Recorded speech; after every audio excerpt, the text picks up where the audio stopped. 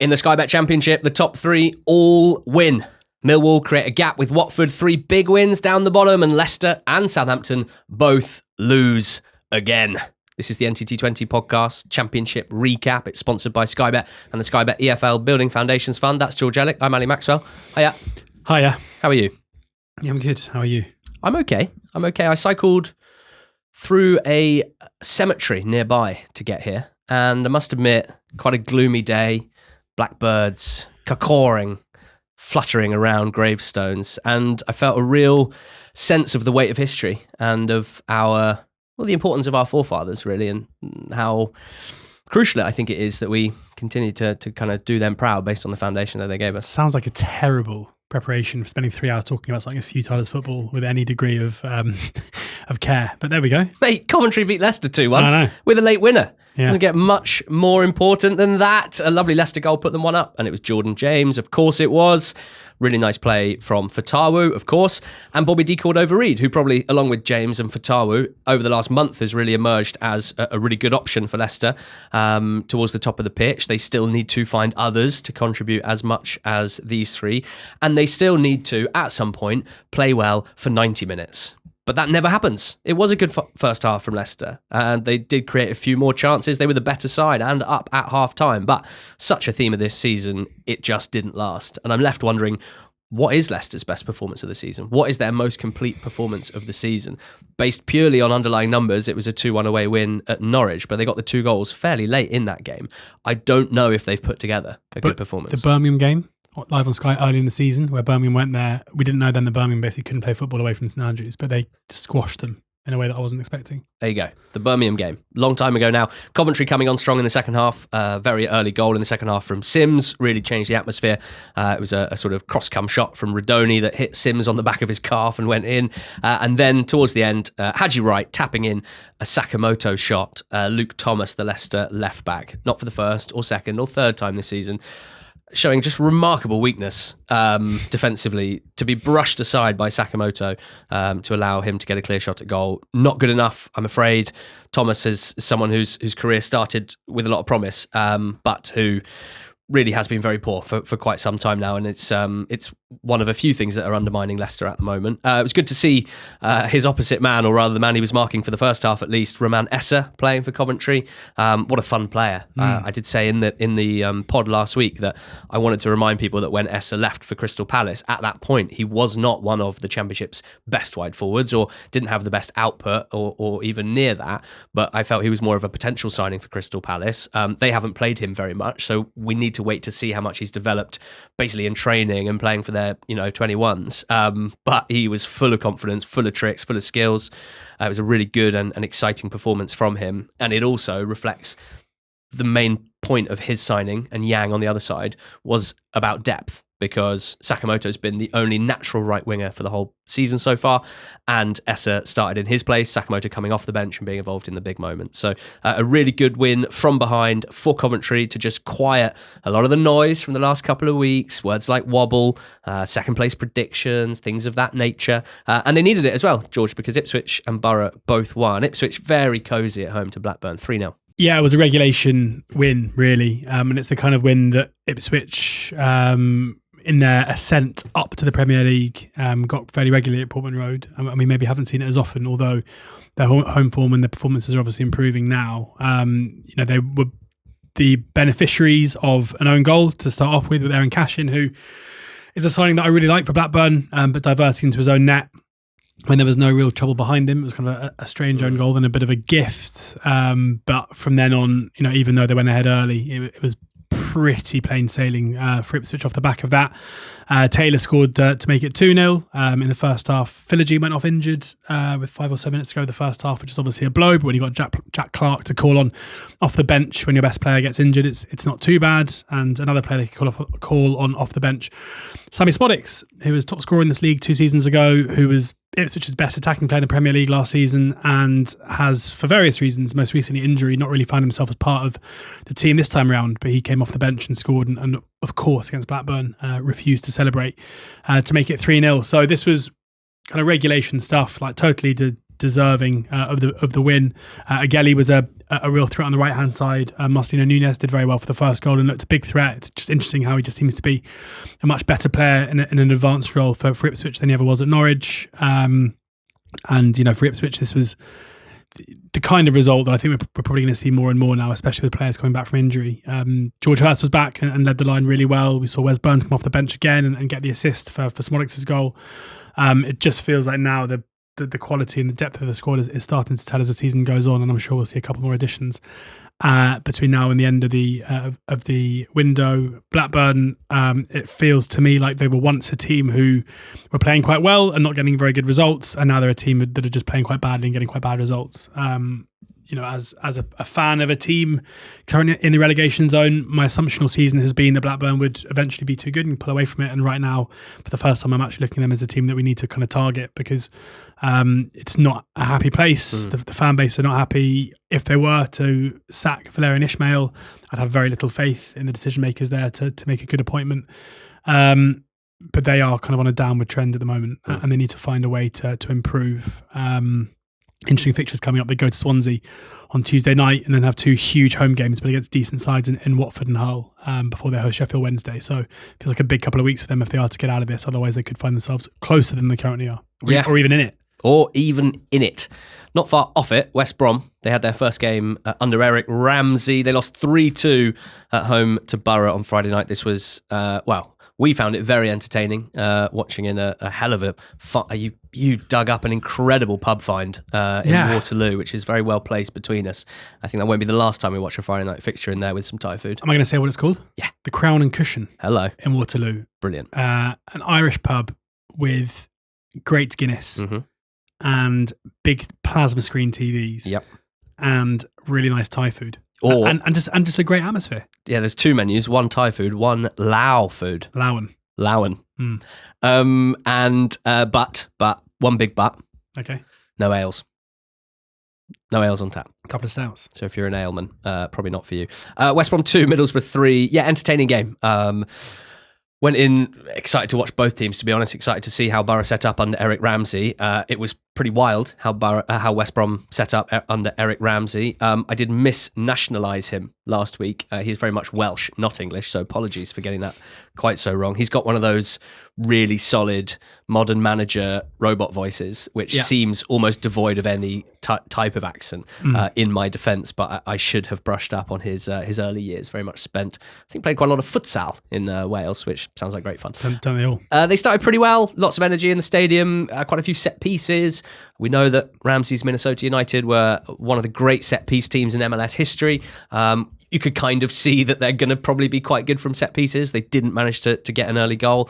And then Borough kind of took control. The first goal, albeit fortunate for Borough that it hit the post, hit Charlie Taylor and bounced back in, was still a really nice slip move. Hackney to Gilbert, who hit the post there. The second goal, really nice move. Hackney through the middle, finding Whittaker, finding Silvera, who fired through legs into the far corner. Then West Brom did have a spell, and they scored 2 goals. A free kick from Isaac Price. Should have been given as a penalty. Was given right on the edge instead. Tapped to the side. Price found the corner. I always think that is, in terms of feeling like you've got justice for something, that is a hell of a thing to feel like it should have been a pen and scoring the free kick anyway. Great energy in the ground. And a good attack 5 minutes later saw Jedley Wallace at the back post finishing well. But although they had the momentum, they didn't make it count. Delano Bergzorg scoring for Borough. Another really nice move and some of the great fan audio of the season so far. I thought West Brom's lack of compactness for that winning goal was really, really poor. Compactlessness, exactly. Allowing a straight pass from Morris into Hackney. You just can't do that against Middlesbrough. Took 4 of their defenders out of the game and they were punished. And I think, George, thinking about it over the weekend, I think the better team won. Yeah. But there was a lot to that game. Yeah, first 10, I thought West Brom came out really, really fast and looked very good. Forced, I think it was 4 very quick corners from which they looked kind of dangerous from all of them. But as the half went on, Borough were the better team. And it was only when they were 2 goals up that it felt like kind of West Brom came back into it and finished off their 2 chances pretty well. Do you think that's a potential issue for Borough in that them giving away a 2-goal lead, it didn't feel that much of a surprise? Like, even though they were clearly the better side, they don't feel that difficult to... They have got quite a good defensive record under Hellberg in terms of shots faced and XG. Yeah. But they seem not that difficult to score against. It's funny, I said to you, like, firstly, I love that I went to go and watch a game of football on a Friday night, and when I went into the pub where I was watching it, I thought the guy who'd end up who scored the winner, played for a different team. Yeah. I thought Delano Bergzorg had gone to Bristol City, so when he came off the bench, I was like, wow, what's he doing there? You're in too deep with transfer rumour. I know. But I said to you when Jed made it 2-2, I was like, oh God, that Bergzorg for Gilbert sub at 2-0 is not going to look very good for old Hellberg, is it? Because it's obviously an ultra-attacking substitution to make Bergzorg maybe not the kind of player you want on the pitch, defending a 2-goal lead, but maybe a player you want on the pitch when it's 2-2. And the fact that he popped up with a goal, it's one game. I don't think you can be too concerned about Borough's ability to hold on to leads off the back of that. Mm-hmm. And I came out of the game having enjoyed myself, having enjoyed a good game of football, but also like seeing way more positives than negatives about both teams off the back of that performance compared to going into it. Yeah, I'm pretty in love with Hayden Hackney at this point. His play for the first goal, his play for the second goal, his play for the third goal. There just aren't really any other players in the league doing what he does in those areas of the pitch. And Morris is a lovely foil for him as well. I love how comfortable, confident and brave they are on the ball in terms of in tight areas, drawing defenders onto them, drawing midfielders onto them and then releasing and playing such like short, quick passes between each other. Really impressive. And Alan Brown should get a shout out as well, playing right back here. He's played well in centre mid when he's filled in. He's played well at right back now that he's filling in. He's one of those great sort of Swiss Army knife players and, brings a lot of experience as well. And then, just in terms of tactically for Eric Ramsey, I mean, it was a big change, big shift from the Ryan Mason approach. And it was 3 at the back with Charlie Taylor, with a Big Nat Phillips and then Chris Mepham at right centre-back. The wing-backs were Sam Illing Jr. on the left and Mikey Johnston on the right. Illing Jr., I think that's probably his best role, in my opinion. Mikey Johnston, I probably don't think that's his best role, but I'm willing to have my mind changed in future weeks. The midfield was really interesting in that it was Callum Stiles, who's played much of this season at left-back, but is, I think, by trade, a central midfielder, you'd still say, even though he hasn't played that there very much over the last few years. And then Christian Bielik, who similarly plays a bit at centre-back, has played back, centre-back in a back three, hasn't played that much football recently at central in defensive midfield. But I'm pretty sure that's where he was playing for Charlton in that promotion season from League One. So we know he can do it. I think it's worth pointing out they were missing their 3 first-choice central midfielders. Diakite was missing through a family bereavement. Mowat was missing. Mollenby missing as well. So midfield-wise, it's unlikely to be Stiles and Bielik going forward. But it was an interesting approach with Carlin Grant and Isaac Price kind of playing off of Auna Hegerber. And Madja coming off the bench for Hegerber. Actually, Madja was involved in both of the goals with some really encouraging play. Obviously, very different player to the battering ram Hegerber, the Bull, the Hulk. But what a quality footballer. I'm not sure what's happened with Josh Madja this season, but I thought he'd been injured for a large chunk of time because he's had injury issues in the past and because he simply hasn't been on our radar. It turns out he's been fit all season and has been in every single matchday squad. He just has made next to no impact and been given barely any starts. So hopefully a new beginning for him under Eric Ramsey. Some positives to take. I think plenty of intrigue and interest tactically. And, as long as West Brom don't get any closer to the relegation zone, as long as they get further and further away, which they should do, right? Famous last words and no complacency in that. Then I'm just interested to see what he can do with 19 games to go to kind of head into the summer, build the squad again, which needs a lot of work, and go into next season. But can't keep losing. George, Watford 0, Millwall 2. For Millwall, it's the first time they've won an away league game by more than 1 goal since November 2023. Each of their last 14 away wins had come by a single goal margin. That stat from NTT20.com's Weekend Notes newsletter. Very, very impressive performance and win. I think this is probably the performance. Well, there's one in League One as well. In the Championship, this is the performance of the weekend because I spoke about it on the betting show, as has been seen by some people on Twitter. Mm-hmm. That I put Watford up to win this game. It's my best bet of the weekend. I spoke on the predictions on the Redictions podcast last Monday about seeing Millwall as a team who I didn't necessarily think had the staying power or the quality to finish in the top 6. And in this performance and result, they made me look like an absolute fool. And I'm happy to say that. There's still a long way to go. And this has by no means solidified them as a lock for the top 6. But if they carry on playing like this, then there's absolutely no need whatsoever to be concerned about their staying power. They were, from the first whistle, just all over Watford. Watford's first shot in the game came after 52 minutes, which for a home team like Watford, for a really slick attacking side like Watford, I don't think you can really overstate how impressive that was for Millwall. So even though they went in at half-time at 0-0 and they hadn't necessarily created anything too clear-cut, it was still just a complete mismatch in terms of quality. Watford came into it to an extent in the second half. There was a chance from Bowler after Chaptadze kind of set him down the left-hand side with a tight angle, but the goal gaping, and he hit the side netting, but that was as close as they were to really come. And, the irony being that Millwall's last 2 shots, one in the 69th minute, one in the 81st minute, probably at a time where their dominance in the game was at its smallest. Yeah. They then got the 2 goals that their performance deserved. Femi Aziz getting the first, and then Josh Coburn threw on goal, finishing really nicely to make it 2-0. And, for those who don't live on social media like we do, there was I'm not going to call it a pile on, but there was like whatever the equivalent is with Millwall fans understandably finding the tweet that we put out about me talking about them and looking to shove it in my face, which you obviously get, and I think we're used to an extent. But a common theme about the comments made towards me were, do your research. Mm-hmm. Do your research before you write us off. And so I thought, okay, I will. I'm going to do some research into Millwall because obviously we do that anyway, and the injury crisis that they've been through this season is not news to me. Like I know that. I've seen the teams they've been putting out, and obviously you'd expect that when players come back into the side, things will improve. And obviously when Alfie Doughty isn't basically the only player that you can play in central midfield, that might help. And the return of Casper De Norre, obviously, alongside Billy Mitchell, gave them a balance that enabled them to put in a better performance. So, I kind of had a look through various things here to look at whether or not there's a blind spot here with Millwall, and actually I should have been a bit kinder to them, not just off the back of the Watford performance and result, but generally over the season. And I think there's a fair case to say that the criticism was justified. Like if you look at one thing at this stage of the season, everyone's played each other once, basically. You played a couple of teams twice, or a couple of teams who've had postponements, not once yet. But for the most part, everyone's played each other once. There's been a couple of extra games. How those fixtures land can be quite telling in terms of what comes in the second half of the season. Millwall's record at home against teams in 11th or lower, they haven't played 11th or 12th, so 13th or lower is 100%. They beat Leicester, they beat Southampton, they beat Swansea, they beat West Brom, they beat Sheffield Wednesday. So they've still got to play QPR, Derby, Birmingham, Sheffield United, Charlton, Blackburn, Pompey, Norwich and Oxford at home.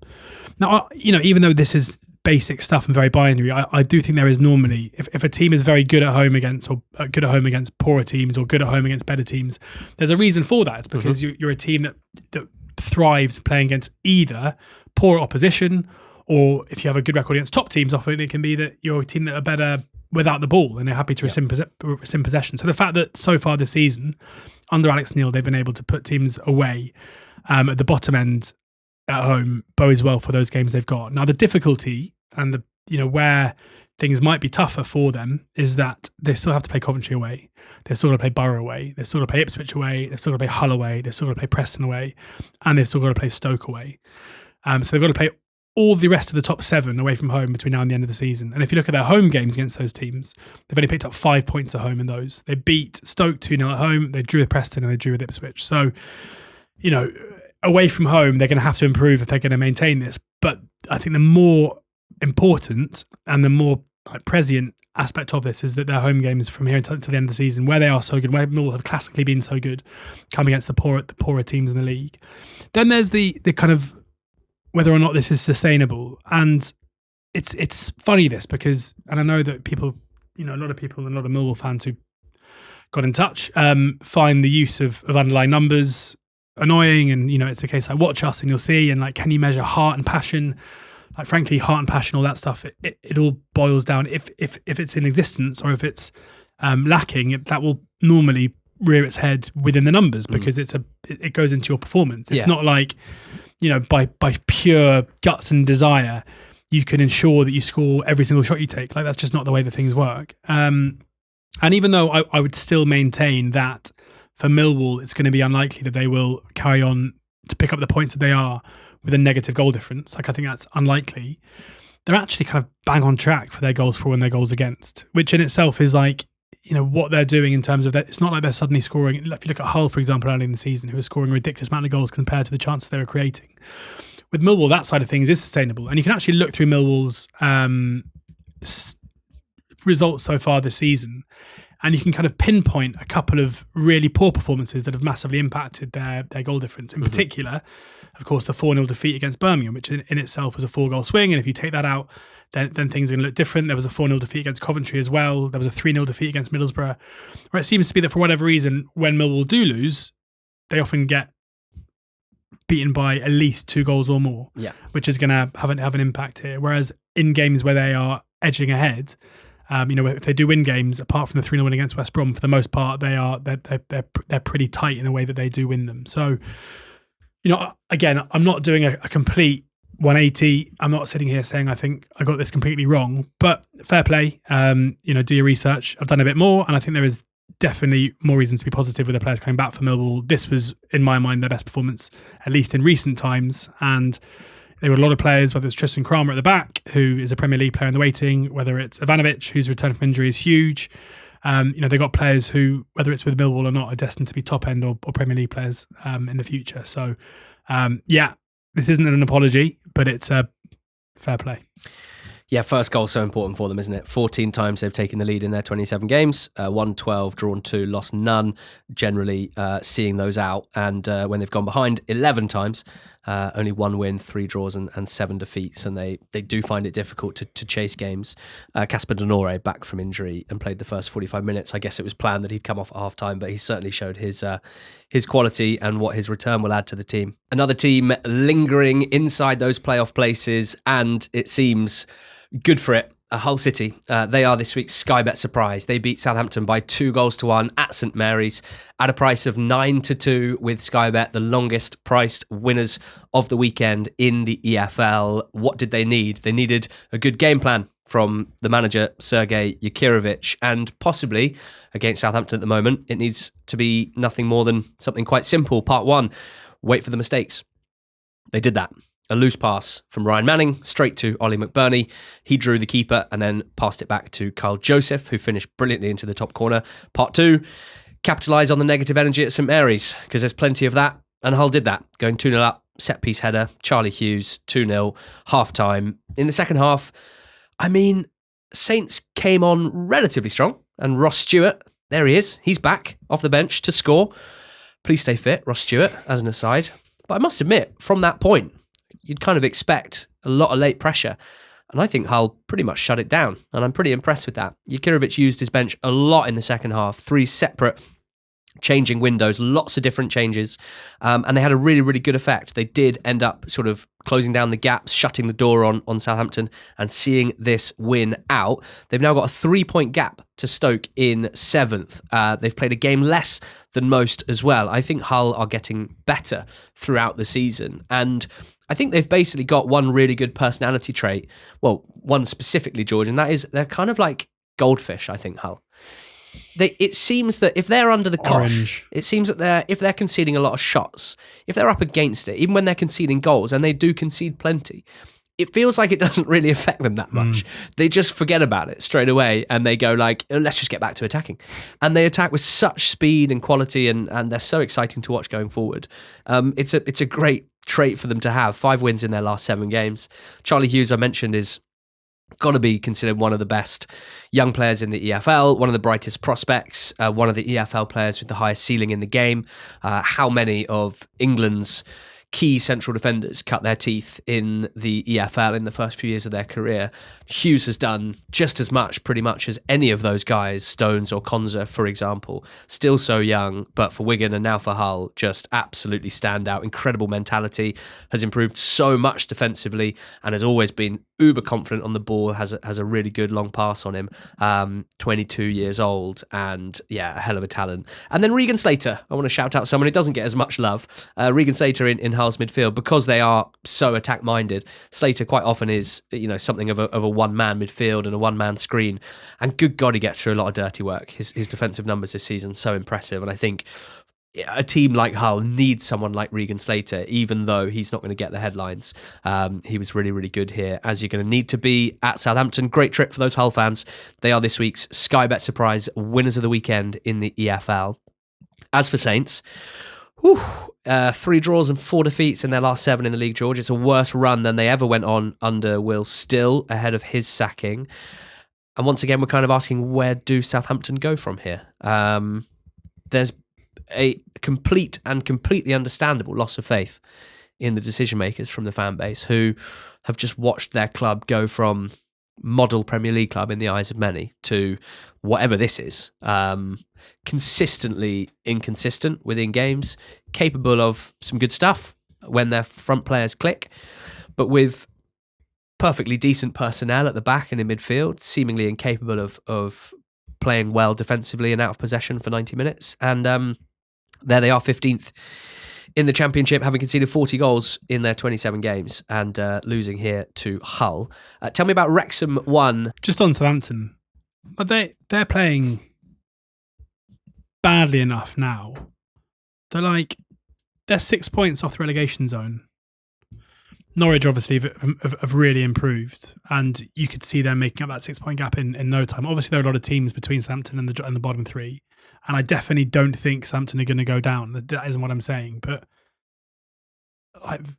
this isn't a case where they're going to finish mid-table, so they can probably let Tonderek out to see out the season, and then they can plan for the summer. They need to find a way to improve pretty quickly, or they will be in a very awkward position come end of February, early March. Yes, they just got to be careful. That there's 6 points in a relegation scrap isn't very much, and I wouldn't rule out it getting worse before it gets better. You mentioned Norwich, 3 points for them. Impressive to win away at Wrexham, and that winning goal, counter-attacking pawn, finished off by that man, not Josh Sargent, Jovan Makama, who'd missed a decent chance just before as well. Well saved by Okoronkwo. How many Alis have we had in the EFL since the pod started? Obviously, Ali Al-Hamadi, who I think is certainly an NTT20 hype man, and things haven't really gone to plan since him getting his big move. Might Ali Al-Habsi have been playing? Yes, he was, for Reading. 15, 16, 16, 17. Left barely any mark on us as a podcast. Ali McCann, who I don't really understand why you never really got into Ali McCann, given he's an Ali.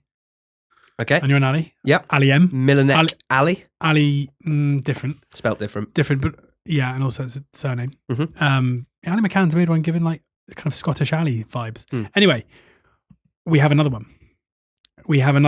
Ali Ahmed. Yep. Who is signed for Norwich City from, I think, Vancouver. Quite exciting. A player who started here, his first game for Norwich, and the first thing he does is get on the ball, dribble down the left-hand side, square it to Slimani to make it 1-0 to Norwich, and then shortly after that, he rattled the woodwork 3 minutes later. It's the first 12 minutes go of football from a debutant. That was about excited as I'm going to get. I loved that assist. Just really how many players dribbling in off the left side are just thinking shift and hit? And he's looked up and gone, I could just play a simple but very good pass straight into the feet of someone in a better position. Couldn't agree more. Sam Smith scored a very good header to make it 1-1 halfway through the first half. A player that is just continuing to really impress me, who despite injuries elsewhere and to Kiefer Moore mean that Ryan Hardy can still just not really get a look in. I certainly would have thought that Hardy would be above Smith in the pecking order before the season started. Especially given the financial outlay you assume that was made to get Hardy to sign. But Smith is proving himself to be a player that has a huge role to play in Wrexham's season. But this was a bit of a misstep for them after such a good last few weeks with Makama. A brilliant finish, very similar as a finish to the Silvera goal. What I really like about it is that it's actually quite a bad first touch. McLean carries the ball out midfield, feeds Makama, and his first touch kind of gets it caught under his feet, but rather than panicking, he has the patience and the composure and the poise just to let the ball roll out from his feet before smacking it in the bottom left-hand corner from the edge of the area. Broadhead had a really big chance late on in the game that was saved. An unbelievable save from Kovacevic, a proper kind of going the wrong way, stopping, clawing the ball away from the goal line when it looked like it was kind of a certain goal. So not by any stretch like a vintage performance from Norwich, but a really good performance. Still a huge step up under Clement from what we saw under Manning previously. They're still in the relegation zone because teams around them won, frustratingly for them, but more frustratingly for Oxford. Another big win, and Makama is kind of fast becoming one of the kind of main characters of this season in the Championship. Amen to that. Sheffield Wednesday 0, Portsmouth 1. Pompey, as expected, having the better of the game, but didn't have a goal to show for it until the 65th minute. Shaughnessy stepping forward from the back. Really nice pass down the left side for Milinik Ali. On his debut, played the ball across to Segacic. He smashed in the near post for a 1-0 win. I think Ali is one of those weird loans up the pyramid from Luton to Portsmouth on loan.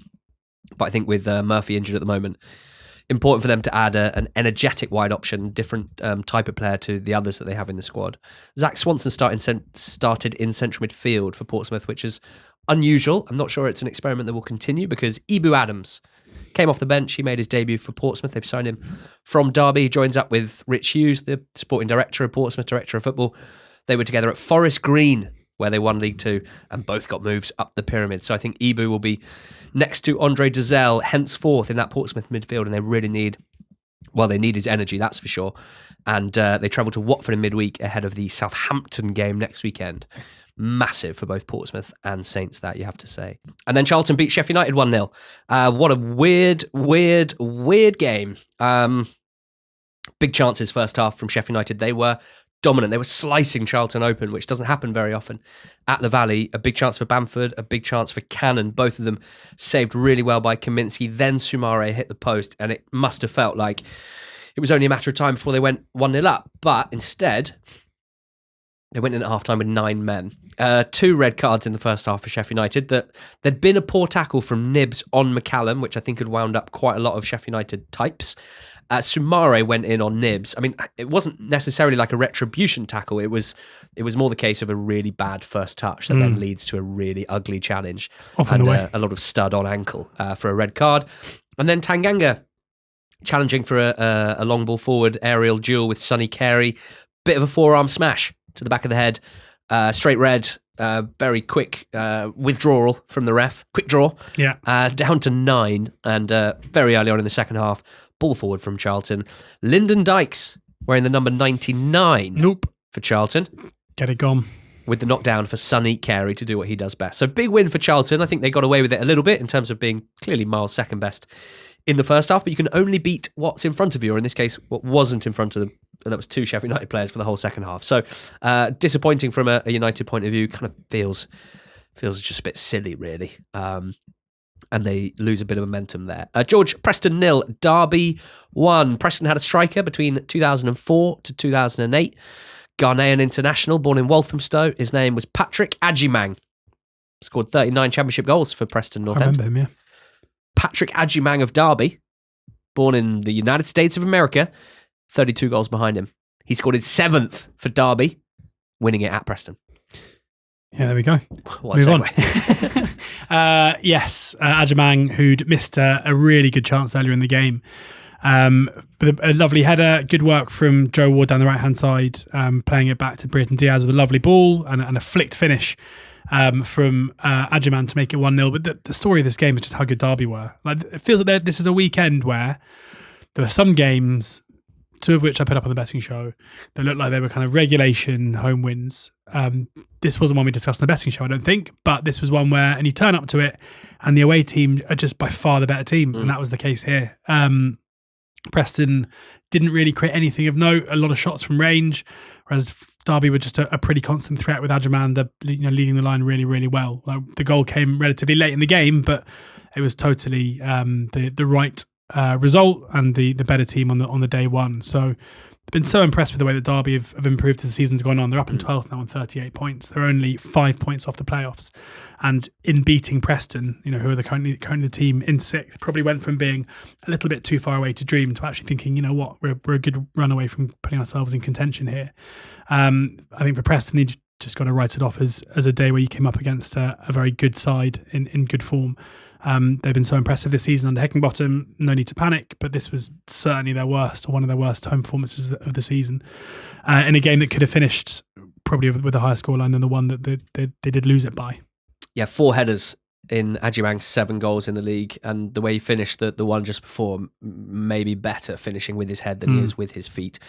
3 draws, Swansea 1, Birmingham 1. This was the late game on Saturday. Enjoyable watch, I must admit. Franco set up the Viper, Zan Vipotnik, for the first goal. I enjoyed the energy to Swansea's play. Certainly, they do look a much better side than they did under Alan Sheehan. I enjoyed Vidal and Franco in the number 8 roles, but they didn't get the second goal when they were in the ascendancy. Franco and Ronaldo both hit the bar. And then Birmingham equalised. Wagner, the new left-back, just absolutely loves spamming crosses. Nice touch from Dux. And Roberts smashed it in. Cullen hit the bar for Swansea, but they didn't get the winner. They'll be frustrated, I think, based on their performance, that they didn't win that one. And then 2 0-0s. Oxford 0, Bristol City 0 was a match that happened. Not Bristol City's best performance of the season, I think it's fair to say, from an Oxford point of view. First game for Matt Bloomfield. First look at Miles Pert-Harris and the young Turk Konak. Major thoughts? Top line thoughts? Konak straight in the team, hooked to half time. He got a booking, and I think the idea was, let's not have him being sent off in his first game. And he didn't look, he looked like he was very excited to be there. Great. Pert-Harris looks quality, kind of brings a certain amount of calm to what has been quite a frenetic wide area for Oxford. It was a bad game. It was a really bad game. It was a game where neither team, Bristol City were the better team in the first half, but didn't create loads. Oxford were the better team in the second half, but didn't create loads until they did. Until Brannigan had a shot that kind of he shanked a bouncing ball with his left foot before Stan Mills was set through 1-on-1, and really good first touch after Jack Curry, who'd done well on the left-hand side, played it behind him, but was saved well by Vitek. And then Kieran Brown had a header that was kind of headed off the line, but I think Vitek would have saved it anyway. Positive though, Oxford hadn't kept a clean sheet in I think 17 games. Wow. And this was quite a comfortable clean sheet against the Bristol City side, who've been quite a good attacking side for the most part. Bristol City's woes against poorer teams in the league continue. It's a very strange record they've got against the worst teams in the league. Again, maybe, as I said a second ago, a team that really enjoy attacking into space and are very good with kind of quick attacking transitions that you don't necessarily get when you're playing against teams in the bottom half of the table. So, bad game, bad point probably for Bristol City, and Oxford come away from it, given the kind of where the chances fell in the game, a bit deflated that they weren't able to find a winner. And Stoke 0, QPR 0 was also a match that happened. Stoke had the better of it, but not much cutting edge at the top of the pitch. QPR missing plenty through injury at the moment, and not much off the bench for Julien Stéphan to change things. So I think a good point all told. Hugh pointing out on the WhatsApp earlier that one of the themes of the Championship weekend was a series of teams failing their unlikely top 6 credentials exam. In his words, Preston losing at home to Derby, Wrexham losing at home to Norwich, Bristol City drawing at Oxford, Stoke drawing at home to QPR. All games you need to win to crash the top 6. Hard to disagree. We've got a full slate in midweek, which is really exciting, and some really, really good games on paper. We've got Coventry, Millwall. Can Millwall back up that performance on the weekend? Ipswich at home to Bristol City won't be easy for them at all. Preston and Hull, playoff chasers. West Brom and Norwich, both struggling down there. Southampton, Sheffield United on Wednesday. Stoke Borough as well. So lots of good games. We will be putting out an episode of Under the Lights, which is a recap style podcast of midweek fixtures. It's for paid subscribers of ntt20.com. So if you want to hear our analysis of the midweek action in the Championship, please head to ntt20.com and sign yourself up. Now, full recaps for League 1 and League 2, wherever you found this. Thanks for listening. Thanks to Sky Bet and the Sky Bet EFL Building Foundations Fund for sponsoring it. And go well.